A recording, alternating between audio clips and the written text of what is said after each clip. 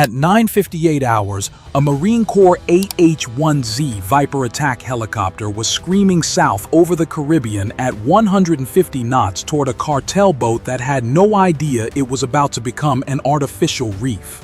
The Viper, basically a flying arsenal with anger management issues, had launched from the USS Woima 15 minutes earlier. In exactly 12 minutes, this go-fast boat would discover why challenging the US military is like trying to outrun your problems when Usain Bolt is chasing you. The pilot's eyes were locked on the target data streaming across his TopOwl display. Range 18 nautical miles. Closure rate 195 knots. Time to weapons release 7 minutes. The boat below had no idea that democracy was approaching from the north at 150 knots, guided by satellites, tracked by aircraft, and about to be delivered by a Marine who hadn't missed a target since flight school. Through the FLIR display, he could already see the heat plume from the boat's engines. 2 white-hot dots against the cooler blue of the Caribbean, racing north like they actually had a chance. The target was being tracked by a P-8 Poseidon maritime patrol aircraft cruising at 20,000 feet. The P-8 is what happens when Boeing takes a 737 and instead of adding more seats for passengers, they stuff it with $400 million worth of sensors. Its ANAPY-10 radar had picked up the classic smuggler signature. Twin engines, 45 knots, heading north from Venezuela on what smugglers call the Caribbean Express, which is like I-95 for bad guys. The P-8 even dropped sonobuoys to listen to the engine noise. 2 Mercury 300 horsepower outboards running slightly out of sync because, apparently, maintenance wasn't in the cartel's budget this quarter. Inside the Viper's cockpit, the pilot was programming target coordinates into the TSS mounted on his TopOwl helmet display.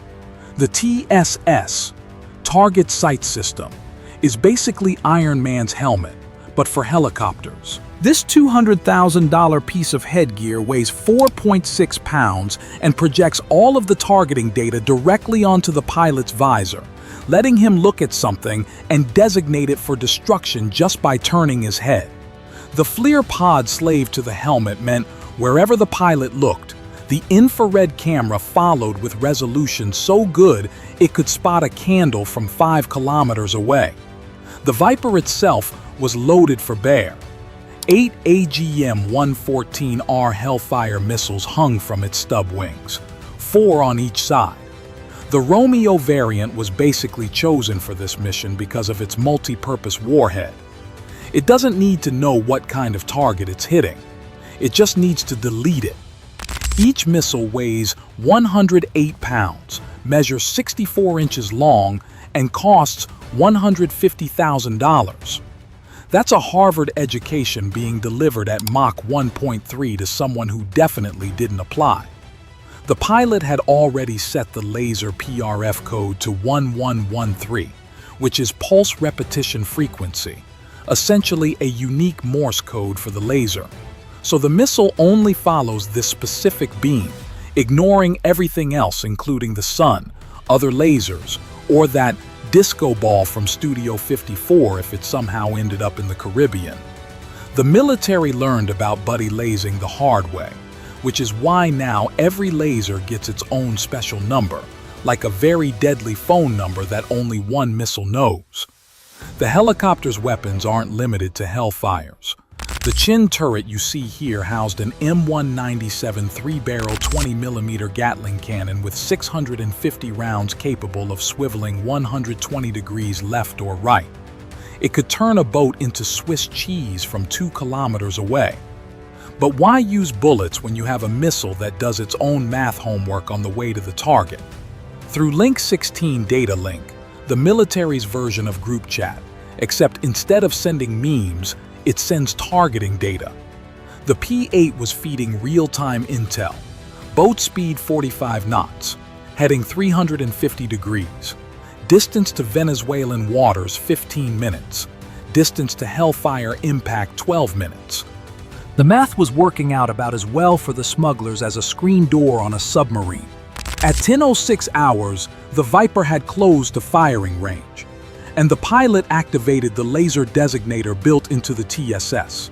Suddenly, a boat that thought it was being sneaky was being painted by 20 mil of light at 1.064 microns wavelength. To human eyes, this laser is invisible, but to the Hellfire Seeker head, it's basically a giant Vegas billboard advertising free buffet. The boat had started evasive maneuvers, 45-degree turns every 30 seconds. The TSS auto track mode kept the laser centered on the target using predictive algorithms that could anticipate the boat's next move better than the boat knew its next move. The laser energy bouncing off of the fiberglass hull created a sparkle pattern about 2 meters wide. The boat was now essentially cosplaying as a disco ball for missiles, all while the TopOwl was making micro adjustments through some ingenious tech. When the pilot moves his head even a fraction of a degree, electromagnetic coils register the change in field strength and orientation. This data feeds directly to the turret control computer at 60 updates per second. The system is so precise, it can detect movements as small as 0.1 degrees. When the pilot looks at something, the FLIR turret mounted under the nose slews to match his view in less than 200 milliseconds. It's basically using the same principle as those motion capture suits Hollywood uses. Except instead of making CGI characters dance, it's aiming weapons. The pilot can literally look at a target, press a button to lock it, and look at the next target while the first stays designated. The computer compensates for aircraft movement, vibration, even the pilot's breathing patterns to keep the lock steady. Time for configuration. The pilot selected LOBL, lock on before launch. There's also LOAL, lock on after launch, where the missile fires blind, then finds the laser. But that's for when you're feeling adventurous. For a boat doing the cha-cha slide on open water, LOABL was the obvious choice. The missile would see exactly where to go before leaving the rail, like getting turn-by-turn navigation before starting your trip instead of just hoping for the best. Attack profile selection was next. Top attack mode makes the missile climb, then dive straight down. Perfect for tanks with weak roof armor. Direct attack sends it straight at the target. For a fiberglass boat with the structural integrity of a pool float, direct attack was the winner. The pilot wanted a waterline impact, maximum flooding, minimum floating. The fuse setting was instantaneous contact. The Romeo has delay options for bunkers where you want penetration before detonation. But fiberglass bows have about as much protection as a bikini in a paintball match. Instantaneous contact would ensure the 20-pound warhead introduced itself properly the moment they met. Inside the selected Hellfire, there were a lot of freedom vibes going on. The missile seeker head was cooling to minus 200 degrees C using compressed argon gas. This supercooling reduces thermal noise in the detector, allowing it to see the faintest laser reflections through its germanium lens window.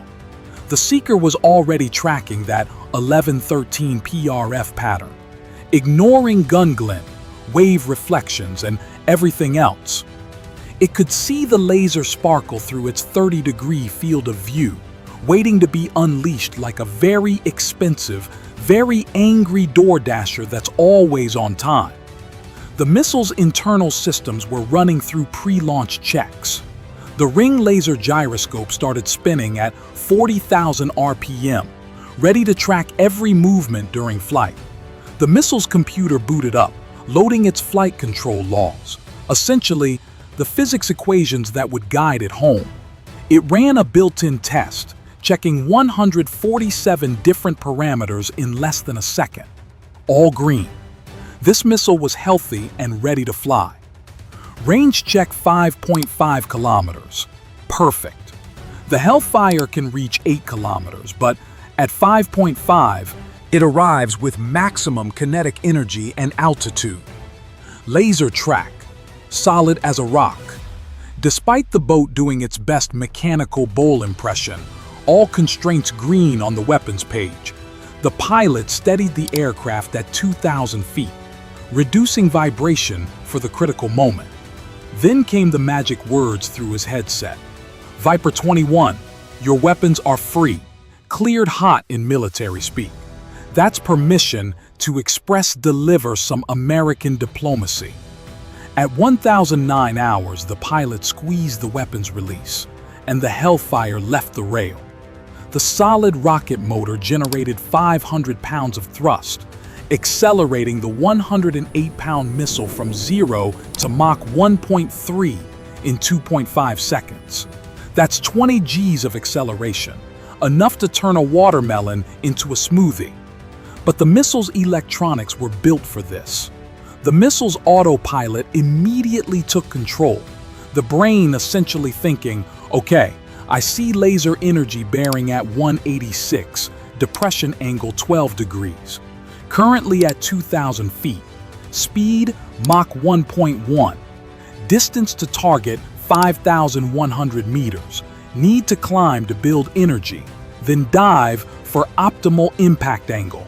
Every 20 milliseconds, 50 times per second, it updated its solution using proportional navigation to calculate the perfect intercept point. It's the same math a quarterback uses to hit a receiver in stride, except the receiver is made of fiberglass and about to have the worst day ever. As the Hellfire accelerated, it experienced transonic buffeting, that insane shaking as it punched through the sound barrier.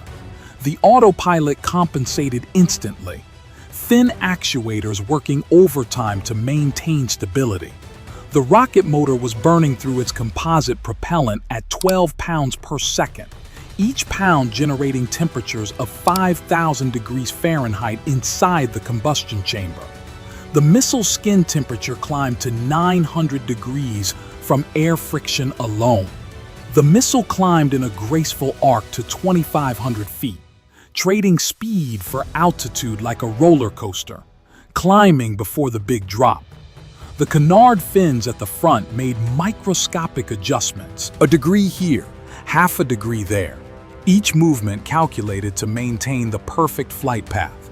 Then it nosed over into a 35-degree dive, gravity joining the party, accelerating it back through Mach 1.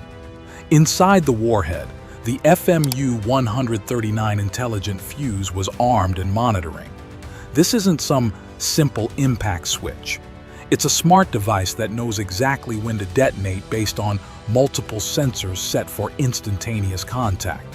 It would trigger the microsecond the crush switch detected impact. No delay, no penetration distance, just immediate conversion of explosives into chaos. The Seekerhead never lost sight of that laser sparkle. As the missile descended, the sparkle grew from a point of light to a distinct shape. The guidance system could now resolve the actual outline of the boat. 5 seconds to impact.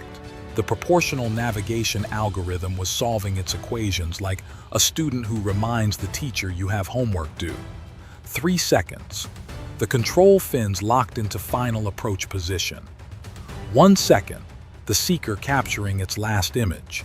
A white fiberglass hull growing very large very fast. The missile was traveling at 995 miles per hour, carrying 108 pounds of kinetic energy and bad intentions. The crush switch detected impact, and the FMU-139 fuse sent the detonation signal in exactly 1,000th of a second. The 20-pound multi-purpose warhead detonated with the force of 28 pounds of TNT equivalent. The blast overpressure at point of impact exceeded 200 psi, enough to turn steel into confetti. The fiberglass hull offered about as much resistance as tissue paper in a hurricane.